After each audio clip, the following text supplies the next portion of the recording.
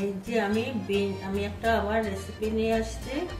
এই যে বিনস আমি কেটে রেখেছি, এই যে কাটছি। এই বিনসের রেসিপি বানাবো আমি। বিনসের ভর্তা বানাবো।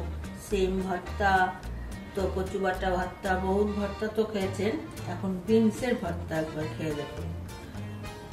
এইভাবে ছোট ছোট করে কাটছে। এগুলা কাটলে পরে এই আঁশটা বের করে নিতে লাগে। কচি কচি তো অতটা আঁশ নাই। বন্ধুরা, আমি এসে গেছি। এই যে বিনস ভর্তা করব।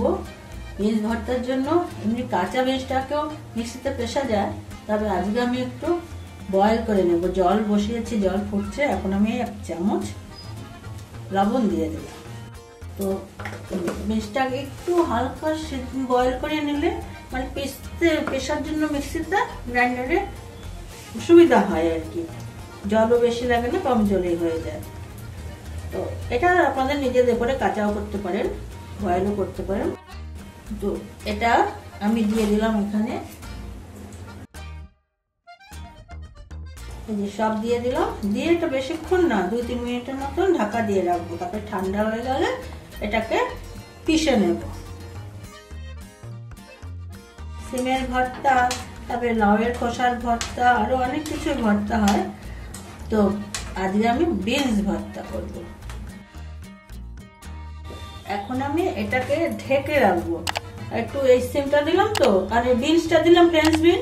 এটাকে যখন একটু ফুটে উঠবে, যতটা ফুটে গেছিল ব্যাস তখনই বন্ধ করে দেবো। একদম নরম করবো না আর কি। বন্ধুরা, আমি এই যে সিদ্ধ করে রেখেছিলাম, ঠান্ডা হয়ে গেছে বিনসটা। এখন এই যে মিক্সিতে আমি পিষে নেব। কিছুটা দিয়ে দিয়েছি মিক্সিতে। আর এখানে যে আদা নিয়েছি, ছোট্ট একটা এরকম টুকরো পাতলা পাতলা করে কেটে নিয়েছি। আর এই 9-10টা গোলমরিচ, কালি মরিচ বলে। আর এখানেও 9-10টা রসুন। আর এখানে 2টো লঙ্কা টুকরো করে রেখেছি। এই লঙ্কাগুলো ঝাল বেশি দিলে আবার ঝাল খাওয়াও যাবে না। এখানে আমি একটু লবণ দেব, লবণ দিয়ে পিষবো। এখন যদি জল অল্প একটু, এই যে এখানে যে সিদ্ধ করেছিলাম, বয়েল করেছিলাম জলটা, এই বিনসের জলই এটা দিয়ে পিষবো। অল্প দিয়ে দিলাম, লাগলে আবার দেবো। এখন আমি মিক্সি করে আসি। এই যে বন্ধুরা, আমার এই যে এটা পিষে নিয়েছি, মিক্সি করে নিয়েছি। এখানে না ওই জলটা দিয়ে করেছি অল্প অল্প করে। এটা রুকরুককে মানে একটু করবেন, একটু বন্ধ করবেন, একটু করবেন, একটু বন্ধ করবেন। চামচ দিয়ে সারা যে উপরে এসে যাবে ওটাকে নিচে দিয়ে দেবেন। তারপরে এখন আমি গ্যাসের সামনে যাচ্ছি। যে আমি কড়াইয়ের মধ্যে, ওই কড়াই নিয়ে নিয়েছি ধুয়ে, কড়াইয়ের মধ্যে তেল দিয়ে দিয়েছি। তেলটা গরম হয়ে গেছে। এই যে এখানে ছোট ছোট 4টা শুকনো লঙ্কা দিলাম। এটা একটু কালো জিরাও দিয়ে দিলাম। এখানে একটু সামান্য হলুদ দিলাম। এটা নিয়ম বলে আর কি, একটু হলুদ দিতে লাগে। এই 1 চামচ জিরার গুঁড়ো দিলাম। এখানে আর কোনো মশলা পড়বে না। এখন আমি এটা দিয়ে দিলাম, এই বাটাটা।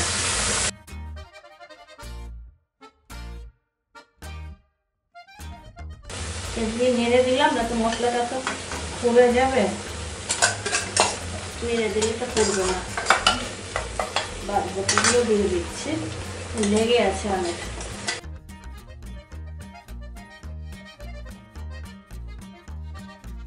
আমি এই জারটা ধুয়ে, যেটা নাকি বিনস বয়েল করেছিলাম, ওই জল দিয়ে জারটা ধুয়ে একটু জল দেব। লেগে আছে তো, জল দিলে পরে এটা পরিষ্কার হয়ে যাবে।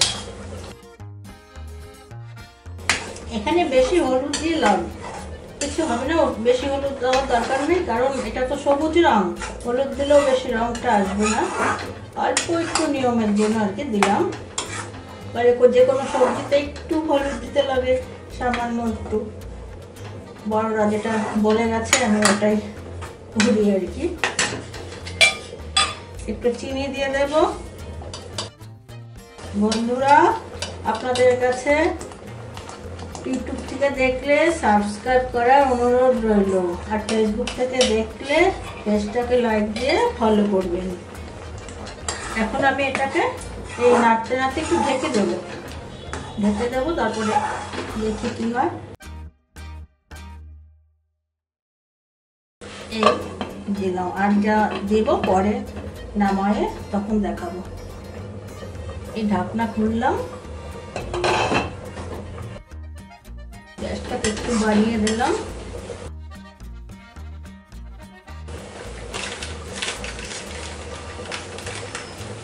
এখানে আমচুর পাউডার দিয়ে দিলাম। আমচুর পাউডার থাকলে আপনারা দেবেন, না তো লেবু একটু চিপে দিয়ে দেবেন।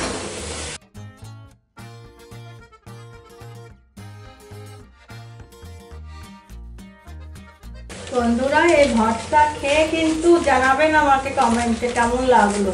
আমার মনে হয় আমি করলাম নাকি প্রথম, এটা আর কেউ করেছে নাকি জানি না, অবশ্য আমি কেউ করে থাকলে তো খেয়েছেন নিশ্চয়ই। এটার মধ্যে না বন্ধুরা, আমি তো রসুন দিয়েছি, এই জন্য আমি নারকেল দিলাম না। যারা নাকি এই রসুন খান না তারা তো রসুনটা বাদ দিয়ে একটু হিং দিয়ে, এখানে কিন্তু এটা চাট মশলা দিয়ে দিলাম। হয়ে গেছে তো, নামিয়ে দেবো। লবণ যদি অল্প হয়, চাট মশলা যাতে থাকবে না তারা একটু বিট নুন, যেটাকে বলে কালা লবণ, ওটাকেও দিতে পারবে। আর না দিলেও হবে, থাকলে দিলে ভালো, না দিলেও টেস্ট এমনি হয়ে যাবে। আমি তো সবসময় দেই না, এমনি এই চাট মশলা ছাড়াই করি, খাই, ভালো লাগে খেতে। তো ওটাই, যখন নাকি রসুনটা দিলাম, তো আমি রসুন না দিলে পরে আপনারা যারা নাকি রসুন খান না, এই জায়গায় রসুনের পরিবর্তে একটু খালি রসুনটাই বাদ দেবেন, আর আদা লঙ্কা এগুলো সবই দেবেন। আর এই কড়াই কালো জিরার সাথে একটু হিং দিয়ে দেবেন।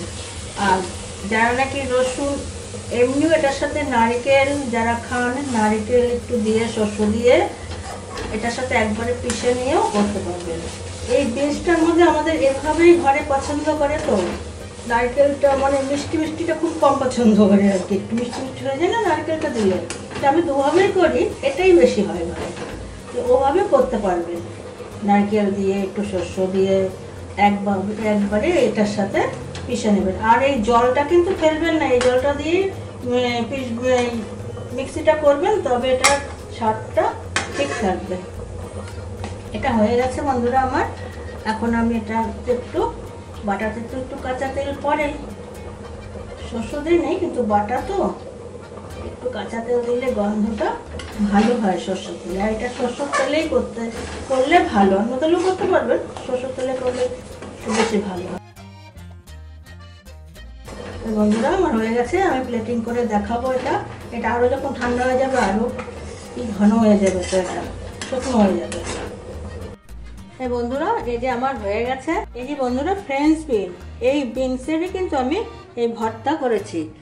আর এভাবে আপনারা ঘরে করে খাবেন, দেখবেন কেমন লাগে, কমেন্টে জানাবেন। নমস্কার বন্ধুরা।